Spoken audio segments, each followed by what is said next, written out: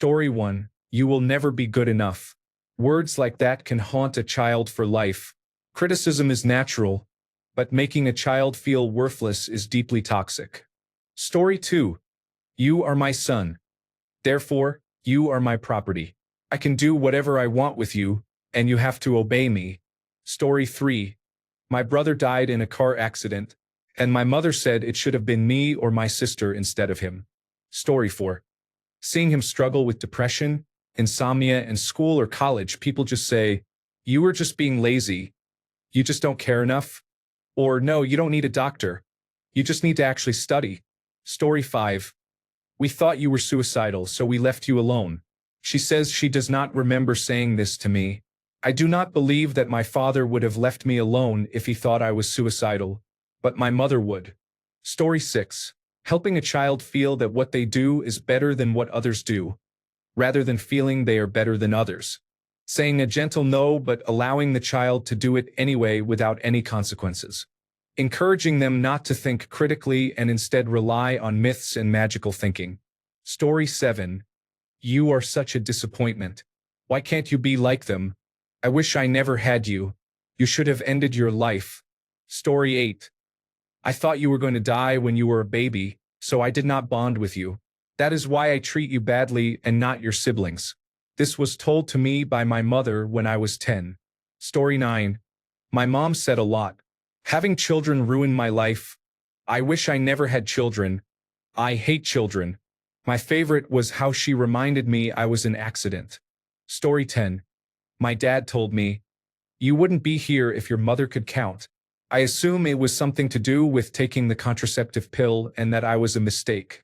Story 11. You don't love me anymore. If you loved me, you would or would not.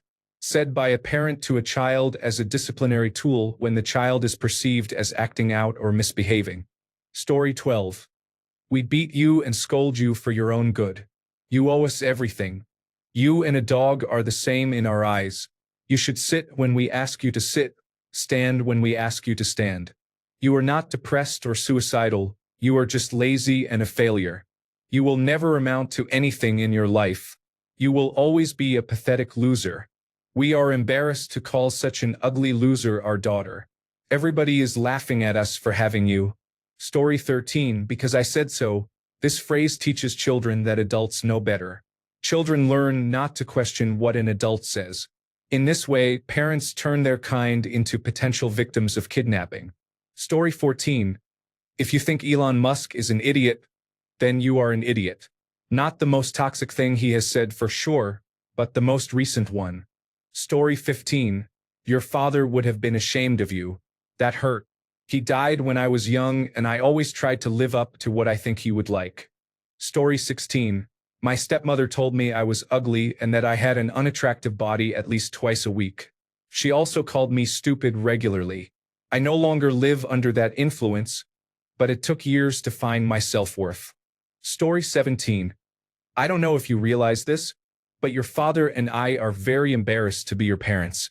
I don't know why God is punishing us. I just wish you had never been born. I was 8 years old. Story 18. Funny that I saw this post because my mom just shouted at me a moment ago, saying she didn't have any job because she was busy taking care of me. She said if only she had killed me and flushed me down the toilet the moment she had me, then she wouldn't be here right now where we are. That has been her line ever since I was a child whenever she was upset and angry with me. And what's the worst part? The starting to feel like I'm so insignificant, small, and deserving of all the hate she gets. I don't know. I really feel like something is wrong with me. I am not okay at all. I'm just praying that I get through this feeling today, tomorrow, and the coming days. I can't help but think about how lucky those kids are who are born to parents who just want them to be happy and loved, not treated like a retirement plan. I really envy those who grew up with financially stable parents, the kind who give their kids endless chances to get back up no matter how many times they mess up. So if you're reading this and you have parents like that, please cherish and love them wholeheartedly. Tell them how much you love them many times and don't ever take them for granted because not every child is lucky to have parents like that. Story 19. My mother said, if I knew I wasn't going to get in trouble, I would have abandoned you by the fire station to be raised in an orphanage. Story 20. You are worthless and pathetic. You have nothing and you never will have anything. At least that was the most toxic thing my father said to me. Story 21. When a child is bullied at school, just say, "You had no business going to school in the first place.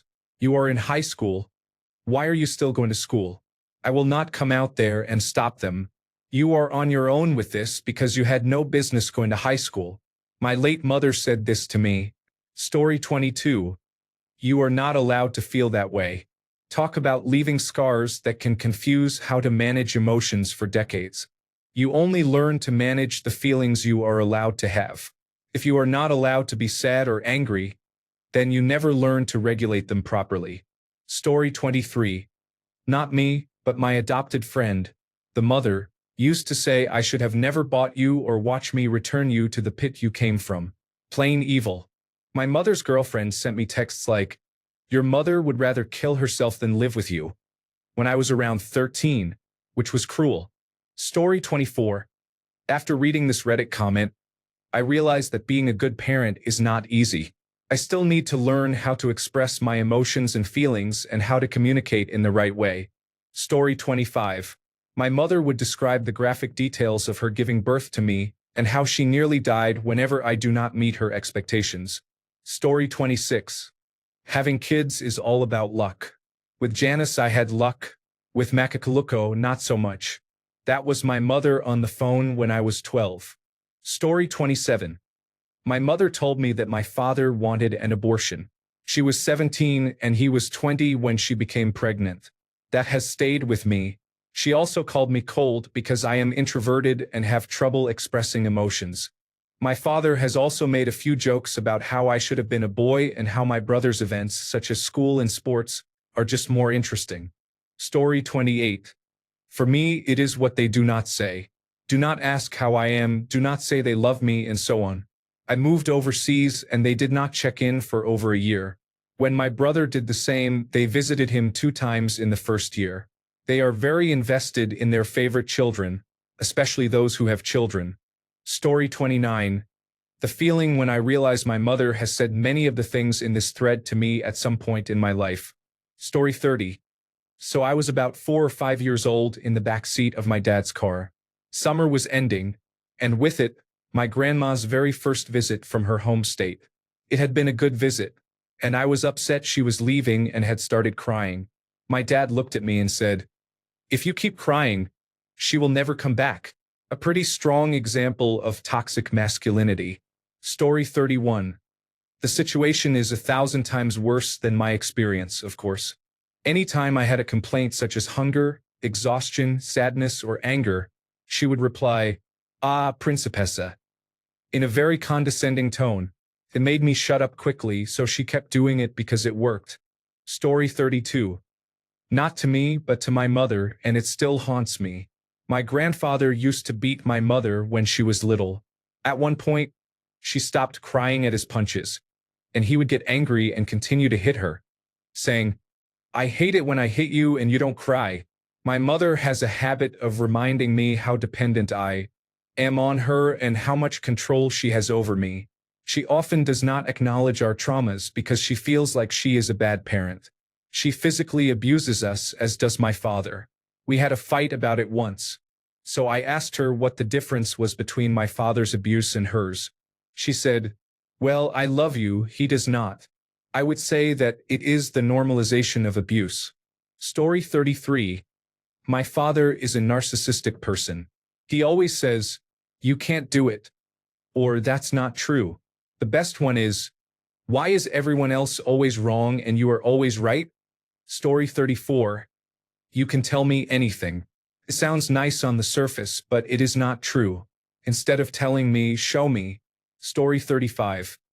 Not sure if it is the most toxic, but the "I gave up everything for you" line is the epitome of emotional manipulation. Story 36.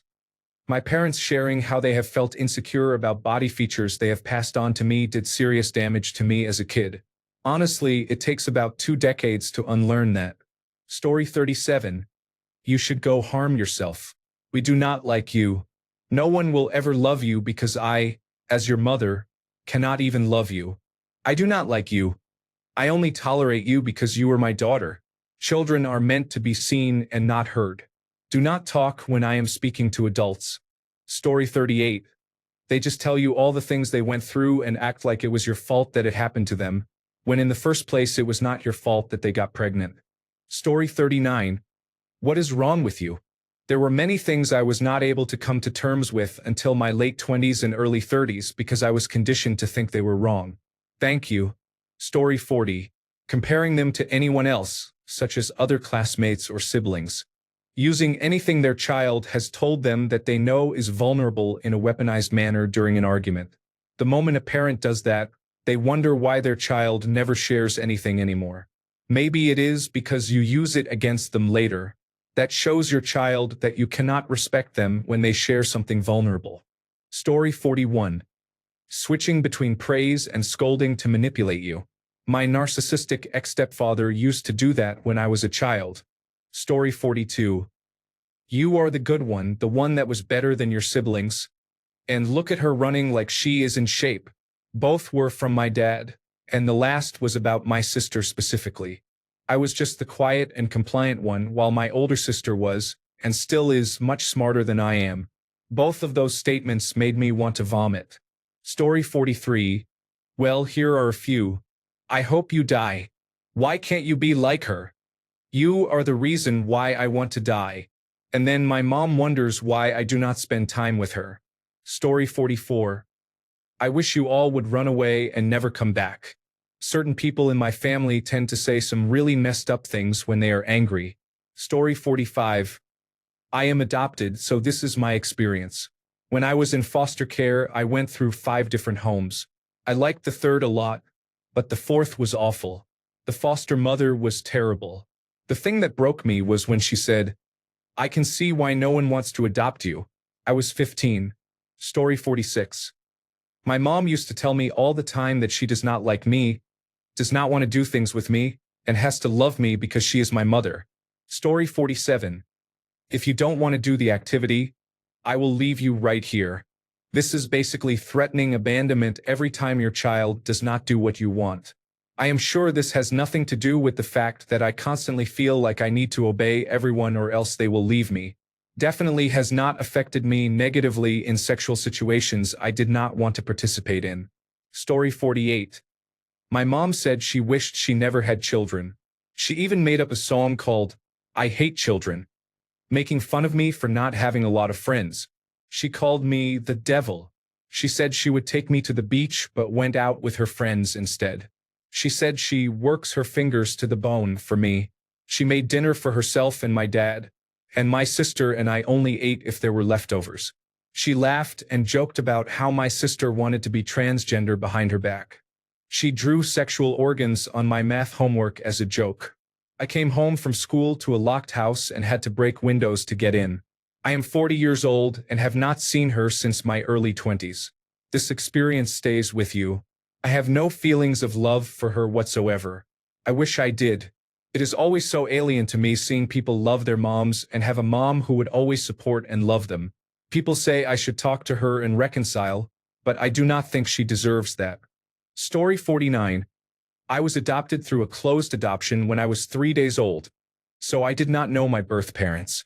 My mother told me during an argument when I was around 13 that she should have left me with my birth mother. Story 50. Oh, let's pull from the hat of trauma from things my mother has said. Why can't you be more like your sister? She was 5 at the time and I was 13. The sex talk at 13 was, don't do it. You'll get pregnant and ruin your life. Mom had me at 18 and I am the oldest. So, she basically told me that getting pregnant and having me ruined her life. You're making me choose between you and my brother. Her brother hospitalized me for over a month. And all I wanted was to avoid being around him for one family gathering after the most important person in my life passed earlier that month. I didn't want to be on guard or deal with the extra trauma of being around him. Also, I am her child and she couldn't even attempt to protect me, as usual. I didn't tell you that your last living grandfather had passed because if your sister, the golden child, found out, She would be too upset to work. She was learning a new system at an out-of-state location. Instead of letting any of the kids know, she expected us all to be in the dark until the golden child was done on site and back in town. Story 51.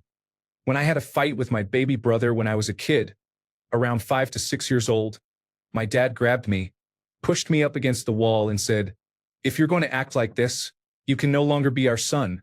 This is pretty self-explanatory in my opinion. Story 52. You need to watch your weight and avoid making negative comments about your body while you are still developing. This led me to a decade of anorexia. It was not a fun time, and I am fairly certain I have long-term heart issues as a result. Story 53. When I was about to have a seizure in a restaurant and trying to maintain a positive mindset to prevent a full-blown seizure, she said, "Don't embarrass me." I was unconscious with a grand mal seizure right there less than 3 seconds later. Story 54. My mother was convinced that I was born evil, as if my soul was made to be a murderer. She never stopped telling me that. Story 55. Telling your child that the things they love are stupid, boring, or meaningless. My mother never made an effort to learn or understand anything that made me feel fulfilled. Yet she expected everyone to do everything she liked or wanted to do when she wanted it. I am almost 30, and she finally has made a small effort to learn about what I like. It feels empty and shallow that I could not have had this over 2 decades ago when I needed it. Because there was not an established bond during childhood, she will always be a stranger to me as an adult. Story 56. My mother-in-law raised my wife with verbal abuse, saying it was better than smacking her. She locked her indoors and told her she would never find someone to love her. I spent 25 years trying to prove her mother wrong, but my wife never fully accepted love or compliments without doubting their sincerity. She struggled with eating disorders and body image issues throughout her life and eventually died last year from a heart attack related to obesity. This occurred after she became disabled and experienced health deterioration and weight gain over more than a decade. My brother-in-law was raised without punishment and treated like a prince. Story 57. There is an all-powerful being in the sky who loves you so much that he is willing to subject you to eternal punishment if you make a mistake. Story 58. Recently, my ex-father-in-law told his daughter that no one ever liked her and proceeded to name names. Mother and brother were near the top of the list. He doubled down by sharing specific times when she was terrible. She was visiting to take care of him after hip surgery. Yikes. Story 59. Growing up with a brilliant brother, I was always told, "Why couldn't you be more like your brother?" But the worst thing was the control. I had an accident when I was very little due to neglect from my parents, and after that, they became controlling in every aspect of my life. When I didn't behave the way they wanted, I was met with stone-cold silence and short answers. Being a communicative child, that was really hard for me. What did I do? I learned how to lie to them.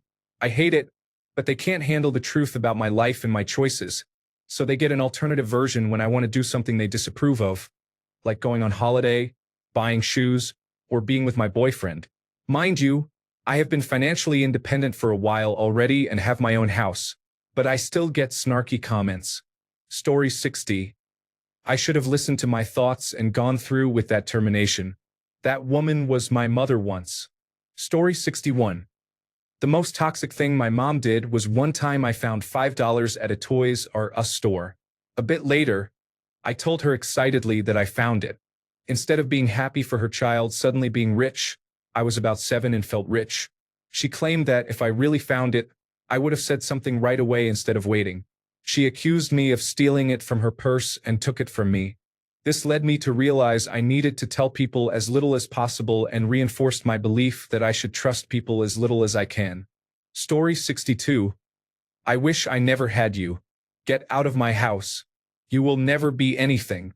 I hate you. I disown you. These words can deeply hurt people when said by a parent. My heart goes out to everyone who has ever heard this or has toxic parents. Story 63. I thought I had children, but they are just shadows of children and make no difference in my life. This is because we were not doing chores for our father the way he likes them done. Story 64. I wish I never had you. Definitely the best. You'd be so much prettier if you just lost some weight, is a runner-up. I know. Ask my father why. Story 65. You will never graduate. You will never learn to do that. Do you not remember all the things that I did for you? You are coming home with me now. When I was drunk, I needed to take over the wheel a couple of times, so we did not crash. You have to stop everything you are doing and bring me the item right now. I do not care if you have guests, I need the item now. You do not have any real friends. They talk negatively about my dad, even though they are still together. Story 66. My dad liked to say, "Get a life," to me because he knew it really hurt my feelings. He knew this because I told him in an effort to communicate that I just wanted peace and a dad at age 11. After that, he would say the phrase every time he had the chance, whether he was mad, arguing, or just being mean. In my experience, there is no specific phrase or words, but when a statement has a deeply subjective context, it can be devastating, especially when it comes from a mean parent. Story 67. When I got adopted, I heard my foster mom tell someone on the phone, "I can't believe I decided to let her live here." Story 68. Maybe not the most toxic thing, but ever since I heard this, I have been a big overthinker. Nobody is going to like you if you want to stay like this, my stepdad said to me when I was 12. He meant I was fat and that all boys only like skinny girls. Since then, I have thought that nobody is going to like or love me because I am fat. Story 69. You will never amount to anything is a perfect way to create lifelong trauma in a child. My parents said it to me, and it caused me to become an extreme perfectionist who is terrified of failure, can never take a compliment even when it is earned, quit something if I am not perfect at it immediately, and is deathly afraid of people discovering when I make a mistake. Story 70. You are a mistake. You ruined my hopes. You ruined my dreams. I never wanted you, and we only kept you for tax breaks. Thanks a bunch for sticking around till the end of the video. Remember to subscribe, and until next time, stay awesome and goodbye.